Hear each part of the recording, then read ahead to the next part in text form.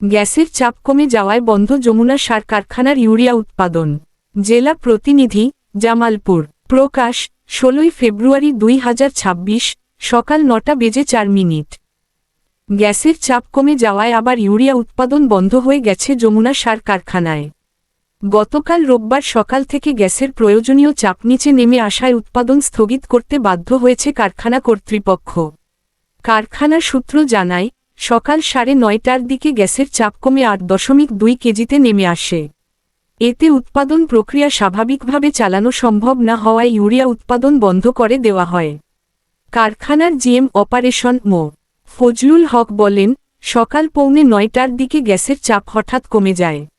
নিয়মিত উৎপাদন ধরে রাখতে কমপক্ষে ১০ কেজি গ্যাসের চাপ প্রয়োজন হয়। চাপ কমে যাওয়ায় নিরাপত্তা ও প্রযুক্তিগত কারণে উৎপাদন চালিয়ে যাওয়া সম্ভব হয়নি।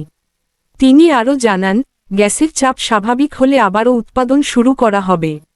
কারখানার উপমহাব্যবস্থাপক প্রশাসন ঘটনাটির সত্যতা নিশ্চিত করে বলেন, গ্যাসের সরবরাহে স্বাভাবিক চাপ না থাকায় সাময়িকভাবে উৎপাদন বন্ধ রাখা হয়েছে। চাপ বাড়লে যেকোনো সময় আবারও ইউরিয়া উৎপাদন শুরু করা যাবে। কারখানা সংশ্লিষ্টরা বলছেন, গ্যাসের চাপ কমে যাওয়ার মতো ঘটনায় উৎপাদন বারবার বন্ধ হলে সার সরবরাহ ও কৃষি মৌসুমে প্রভাব পড়তে পারে। তাই গ্যাস সরবরাহ স্থিতিশীল রাখতে দ্রুত কার্যকর উদ্যোগ নেওয়ার ওপর গুরুত্ব দিচ্ছেন তারা।